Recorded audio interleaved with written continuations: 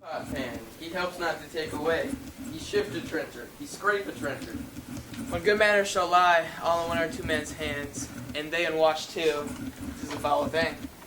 Away with the joint stools, remove the cork cover. Good thou, save me a piece of March cane. As thou lovest me, let the porter let in Susan Grandstone and Nell, Anthony, and Pot pan. Aye, boy, ready?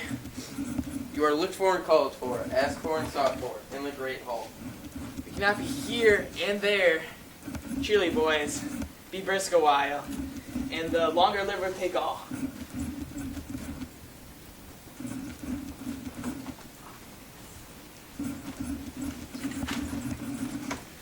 Great honor that I am here with you tonight. Beautiful Juliet, that voice rings out like chanson.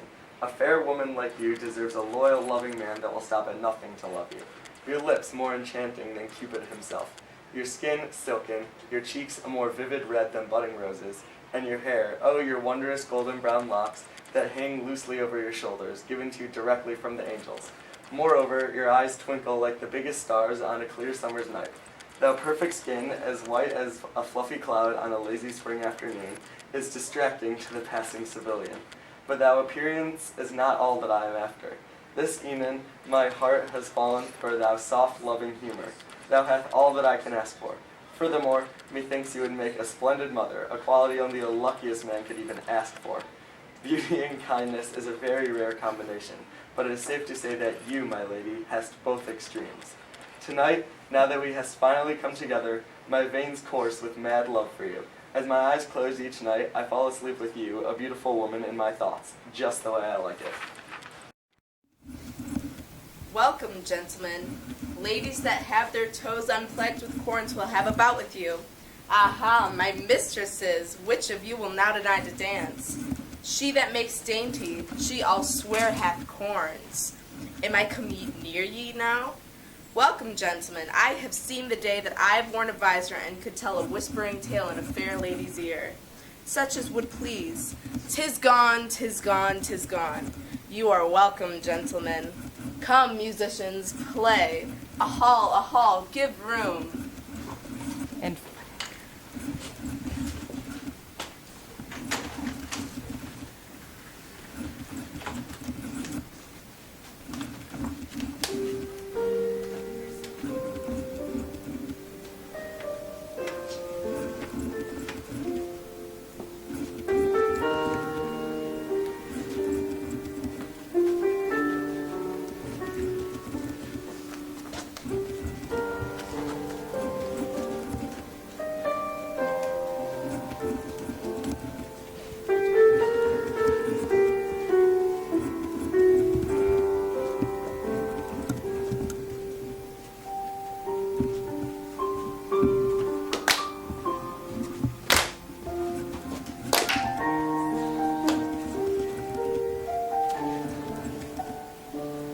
Light, you knaves, and turn the tables up, and quench the fire.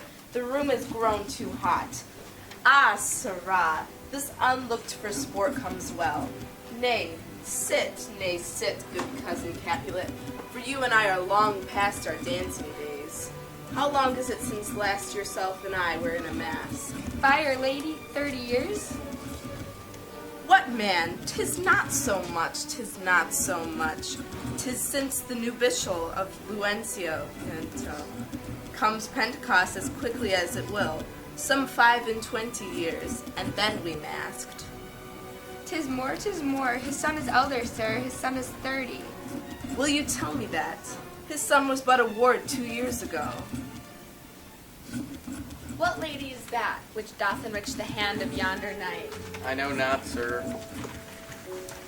Oh, she doth teaches the torches to burn bright, as she hangs upon the cheek of night, like a rich jewel in an Ethiop's ear, beauty too rich for use, for earth too dear. So shows a snowy dove trooping with crows, as yonder lady o'er her fellows shows. The measure done, I'll watch her place of stand, and touching hers make blessed my rude hand. Did my heart love till now, first swear at sight, for I never saw true beauty until this night. This, by his voice, is a Montague. Fetch me a raper boy.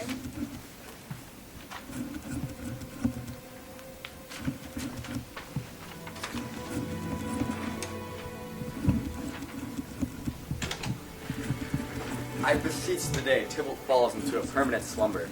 Wherefore? Because thy Tybalt is not my cuz or kinsman. I am tired of his endless favors. Thrice today, Tybalt has treated me like a slave. This week alone, Tybalt has forced me to empty his chamber pot 21 times. That is thrice a day. 'Tis rude and ignorant to force a boy like me to be a slave. Even worse, you speak in horrible puns. Just yesterday you said, "Did you hear about the fellow who got his left side cut off? He's all right now." I wept for days at that horrible humor. You wanton wretch, you don't even woo fair women, only dogs. I do not like you, Mr. Tybalt. I will fetch your rapier, just this once. What dare the slave come hither covered with an antique face, to fleer and to scorn at our solemnity? Now, by the stock and honor of my kin, I will strike him dead and hold him not a sin. Why, how now, kinsman? Wherefore you storm so? Uncle, this is a Montague, our foe, a villain that is hither come in spite to scorn at our solemnity this night. Young Romeo, is it? 'Tis he, that villain Romeo. Content be gentle cause, let him alone. He bears him like a portly gentleman, and to say the truth, Verona brags of him to be a virtuous and well-governed youth. I would not for the wealth of all this town here in my house do him disparagement. Therefore be patient, take no note of him. It is my will, the which if thou respect, show fair presence and put off these frowns, an ill-beseeming semblance for a feast.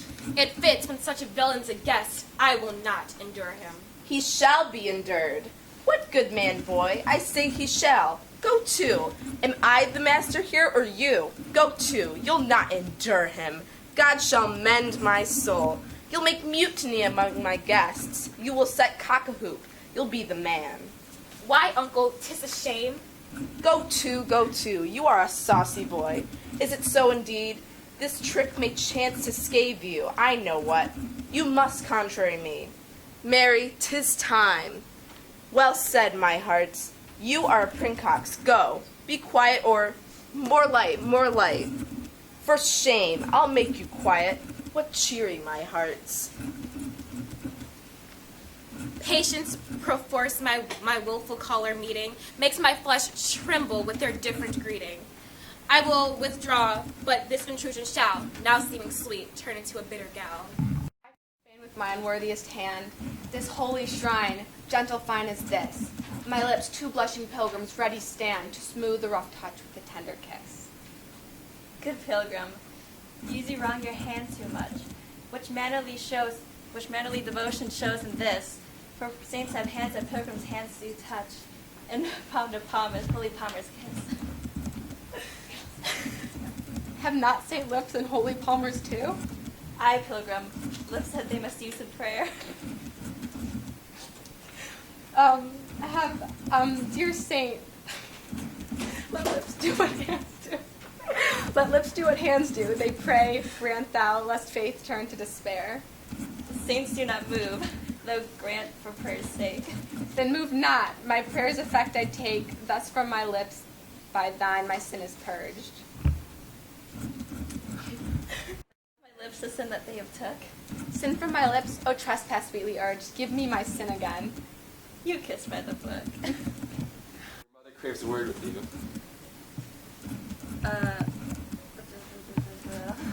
What is her mother? Mary, bachelor. Her mother is the lady of this house, a good lady, and a wise and virtuous. I nursed her daughter, that you talketh withal.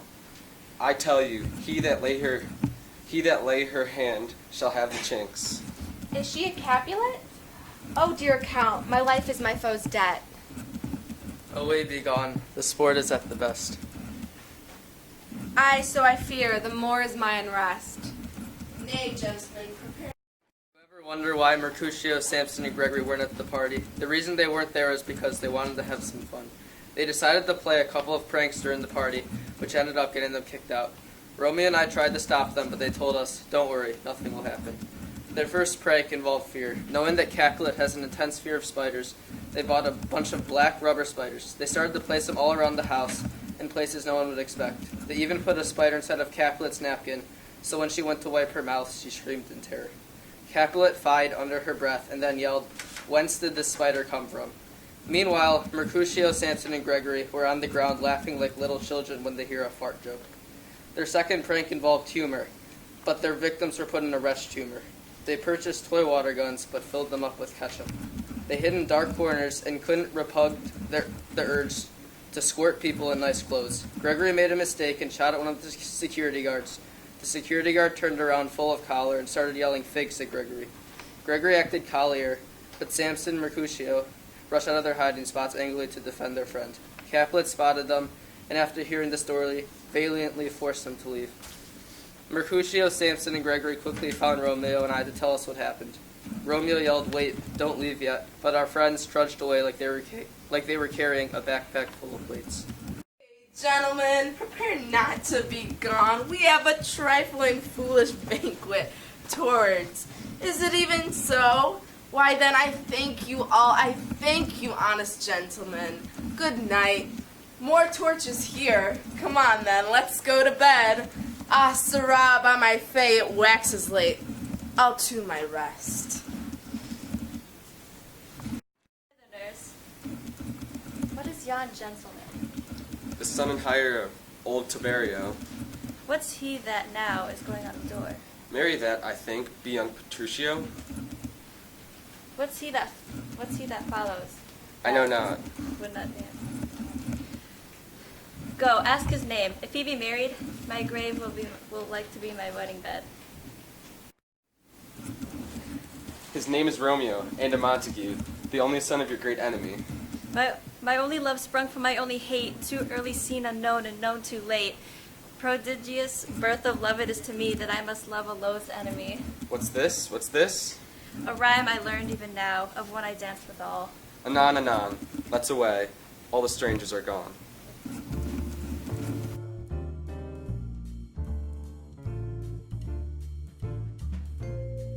This is the moment I've been waiting for. Just ere the guest came, one of my sire made me laugh. He was carrying a basket of fruit to place it next to the bard. Little did I know it was my favorite fruit, oranges. But in the distance, I saw the guests piling in. I called over my sire to fetch the wine and told him, "Let's get ripe tonight." He asked, "Why ripe when thou can stay young?" I replied, "Never mind. Just fetch the wine that is placed next to a bowl of onion." Thither was my mistake. I accidentally said onion instead of union. That old sire fetched me wine and an onion. Oh, how he made my night. Fair maidens came walking in. I must say, without the sire bringing my wine ere the ladies came in, I wouldn't never made the ladies dance with me moments after. This evening, I prepared the most extravagant solemnity, but I am nervous such that my kinsman Tybalt may cause a scene once again. How will I ever calm that Jack? Shall I show who the real boss is here, or shall I make him laugh? No matter. Hither in my home will be many fair maidens to satisfy him. I must quickly go now to the party where I can dance my heart out. What geck? Who's he to think he could cause mutiny in this orgious event? I myself was not about to put the party to waste because of one harmless Montague. I was in the middle of a haven when I misdoubted a tense humor. Yes, he is one of my kinsmen, but must he take my night away? The night filled with fair maidens and fat men? 'Tis was a relief that I calmed Tybalt down. This evening hath been a fair evening. The night began, and immediately my home was filled with fine sirrahs and ladies from all over Verona. Not a dog in sight at my soiree. Talented musicians wooed the guests with their melodic tunes. Every guest was put in a good humor by their talents. In all sadness, I must commend myself for the hospitality of the evening. 'Twas I who greeted each fine maiden and handsome fellow who graced my halls. My most welcome guest undoubtedly was my good coz. Methinks it has been too long since the man had last bore the mass. Ho, our conversation was grand. He spoke of Luciento's son, now 30 years old. Fie, I swore the boy was but a ward not 2 years ago. Regardless of its humor, the conversation with my cause was not nearly the most interesting part of the evening. Tybalt, one who would swear as my adversary at this point, tried to start a fray with the very Romeo Montague. Now, I heed not to our family's age-old disagreement. Though I am aware of its severity, I see no reason to gall at the young man's presence. From what I hear, young Romeo is nothing but well-governed and respectable, the ideal guest of an event such as this night presented. This Tybalt, acting with nothing but choler, nearly set my entire party cock-a-hoop. Luckily, I did not stand for his childish actions, and my apparent distaste for his humor caused for him to relinquish his bickering. Perhaps the most interesting event of the evening involved my very own Juliet. A fair girl, it does not surprise me that I approached to find her with a suitor. Not this pompous and defiant Paris, mind you. No, a man that she loves. 'Tis a dream of mine that my daughter marry a lad whom she desires, for the good humor of my daughter is what I strive for. Now, I do not mean to stint the good intentions of my wife. Her entire motive for tonight's events were to introduce and inevitably sign away Juliet to Paris. But I think that Juliet should have at least a say now. She should choose her husband. And this boy with whom she mingled on this night, if he be the one she pines for, then I see no reason for her not to marry him and pursue his interests. If only I could relieve my gall by releasing my partisan at thee, my adversary Romeo. I would refuse to stint until your blood covered the entire hall. Dost thou think us Capulets as Gex? Tut tut, if it were up to me, I would not stint my intense choler, no sirrah. Thy head would rest on a platter. Fie, but I must answer to the valiant Capulet. Thus no phrase the scene. His will has made you covert, but next time expect not for him to be in such a peaceful mood. Nor I. Fare thee well, cream-faced loon. Who art the Gex that I am pride to have as my kin, not kicking out our enemy who has uninvitingly entered their house, saying that it will scath me to always fight? I think not, but I will make him see the harm in this. It will be his fault when disaster strikes. The disgrace when our enemy Romeo touched our dear cousin Juliet with his filthy labrars. Capulet must be kicking himself in the shin now. He should have listened to me. But if Capulet does not do anything, I will. I will get back Romeo. With my cat-like skills, I will do it like this. I will go to his house when he is around those of who he loves most, and I will drive my bilbo through him. If someone tries to stop me, they will meet the same fate. Juliet and Capulet might not be thanking me now, but it is for their own good. Juliet flirting with Romeo is not for her own good. I hear that the bachelor parish wishes to court young Juliet. For this will bring wealth and status to the family. With this, we could finally beat our foes, the Montague. For I think that I should be in charge of this family, for I would make better choices than Capulet.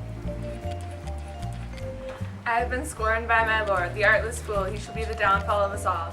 Why, pray tell, did he forbid me from ruining my adversary? I beseeched him, and he hath already scolded me like a barn still in her maidenhead.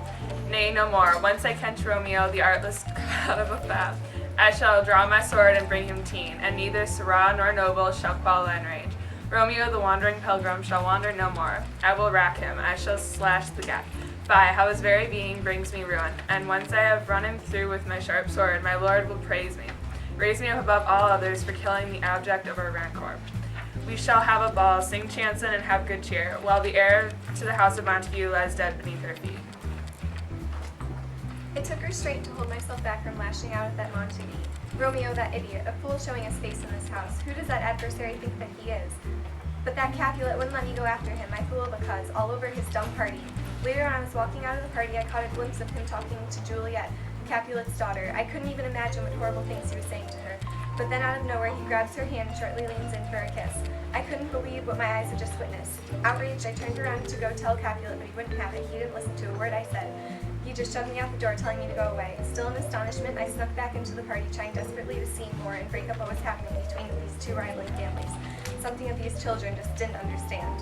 When I got there, I saw them kiss one more time before the nurse walked over, and no one wants to get caught up talking to her. So I convinced myself it will all work out and blow over, hoping for Romeo's sake that would be the last time I saw him anywhere near my family. Tonight, my dearest cause hadst chased around a man all night, as well as beseeched my father to fray him, a Montague that had entered the party. I had later to find out that he was the most valiant and handsome man that had come to wilt my breath as well as woo me without even meeting me before. Wherefore must he be a Montague, I have no idea. But now that he had laid his lips on my hand, my hopes of pleasing my mother are gone. Fair Paris has no use of trying my feelings now. Wherefore must it be this way? My Kinsmen have dragged me to this event hosted by our foes. I wish to stay in my chamber and repent my fate. I dreamt a dream last eve, and I believe that I have been hoodwinked from my fate all along. My cousin Mercutio, if love be rough with you, be rough with love, he says. Fie, how he is ever so wrong. Love is what I feel, and with love comes pain and tea. I will not allow my cuz to treat me as such a geck. However, I do not feel the need to dance. I will soft until this e'en is over, and then I shall return to my chambers and fade back into my love, where it is an endless tunnel.